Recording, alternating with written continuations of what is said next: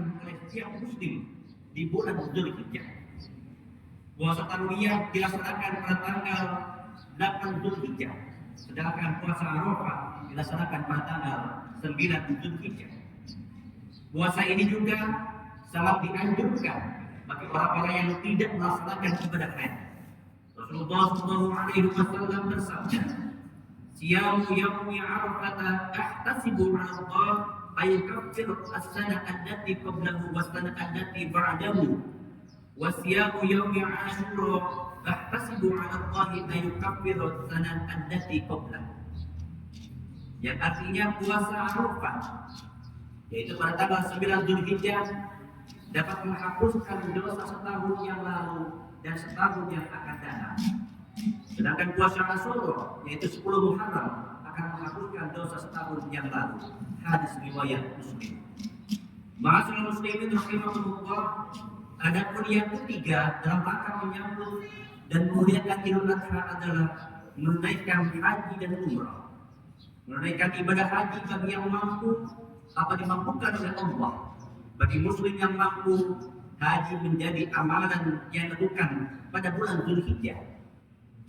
Haji dan umrah juga merupakan panggilan bagi orang tertentu sehingga harus datang memenuhi panggilan Allah Subhanahu wa taala. Haji hukumnya wajib dan dilaksanakan sekali seumur hidup bagi yang mampu.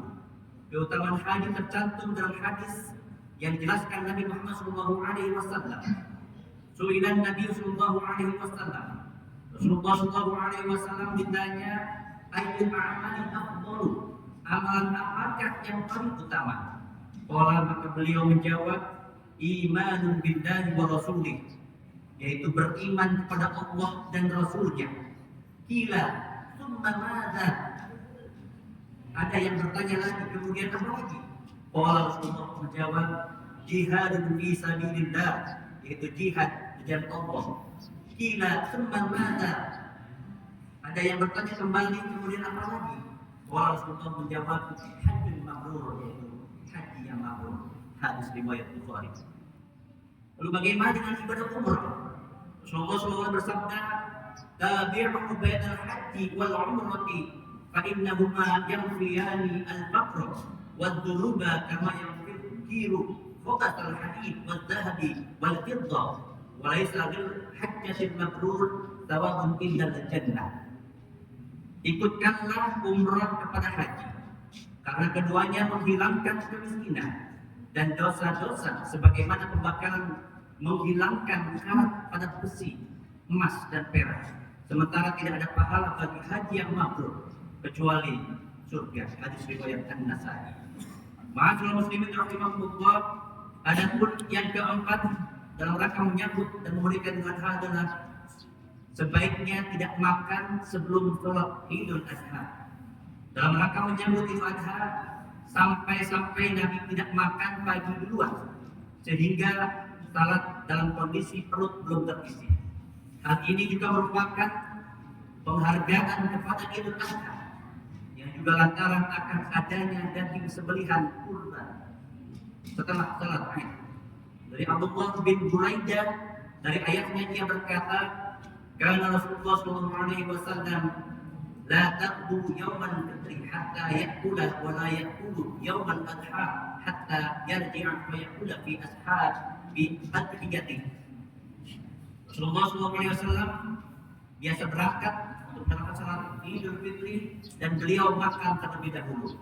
Sedangkan pada hari raya Idul Adha beliau tidak makan lebih dulu kecuali setelah pulang dari salat Id baru beliau menyantap hasil kurbannya. Hadis riwayat Ahmad. Adapun yang kelima dalam rangka menyambut kemerdekaan Idul Adha adalah melaksanakan sholat Idul Adha. Menurut mazhab Imam Syafi'i, sholat Idul Adha merupakan sunnah, ibadah yang sunnah. Rasulullah SAW bersabda, karena Rasulullah SAW yakhruju yawmal fitri wal adha ila al-musalla fa awwala syai'in yabda'u bihi as-shalah. Rasulullah SAW lalu berangkat pada hari Idul Fitri dan Adha ke mushola, beliau mulai dengan sholat. Hadis riwayat Bukhari. Adapun yang keenam dalam rangka menyambut dan memberikan Idul Adha adalah menyembelih hewan kurban.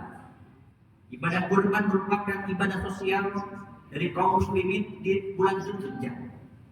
Kurban atau menyembelih hewan sangat baik dilakukan setiap muslim yang mampu di bulan Zulhijjah sesuai dengan waktu yang telah ditentukan. Kurban merupakan ibadah yang sangat baik jika dilakukan dengan ikhlas yang sudah dicontohkan oleh keluarga Nabi Ibrahim alaihissalam. Dan kurban adalah salah satu amalan yang dicintai Allah Subhanahu wa taala. Rasulullah sallallahu alaihi wasallam bersabda, "An Isa an Nabi sallallahu alaihi wasallam qala ma 'amila Adam yawmal nahri 'amalan ahabba ila Allah azza wa jalla min hiraqati damin wa innahu la ya'ti yawmal qiyamah bi quruniha wa adlafiha wa sya'ariha wa inna ad-dama la yaqa'u min Allah azza wa jalla bima kana qabla ay yaqa'a 'ala al-ardi fatibu biha nafsa." Yang artinya dari Aisyah radhiyallahu anha, Rasulullah mengatakan tidaklah pada hari Nahr manusia beramal suatu amalan yang lebih dicintai Allah daripada mengalirkan darah dari hewan kurban. Ia akan datang pada hari kiamat dengan tanduk, kuku, rambut hewan kurban tersebut, dan sungguh darah tersebut akan sampai kepada ridho Allah sebelum tetesan darah tersebut jatuh ke bumi. Maka bersihkanlah jiwa kalian dengan berkorban. Hadis riwayat At-Tirmidzi. Hadirin rahimakumullah, demikianlah khutbah yang disampaikan, mudah-mudahan ada manfaatnya dan mudah-mudahan kita bisa mengamalkan apa yang tadi saya sampaikan. Barakallahu li wa lakum fil Qur'anil azim wa nafa'ani wa iyyakum bima fihi min al-ayati wa dhikril hakim wa taqabbal minni wa minkum tilawatahu innahu huwas samiul alim.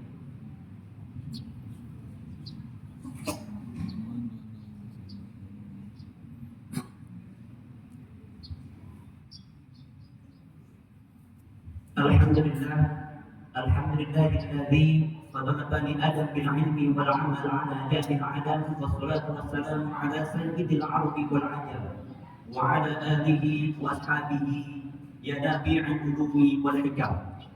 Asyhadu an la ilaha illallah wahdahu la syarika lah wa asyhadu anna Muhammadan abduhu wa rasuluhu alladzi la nabiyya ba'dahu.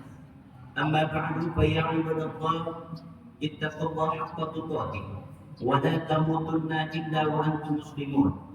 Qala Allah ta'ala fi kitabihil karim wa huwa asdaqul qailin, a'udzu billahi minasy syaithanir rajim.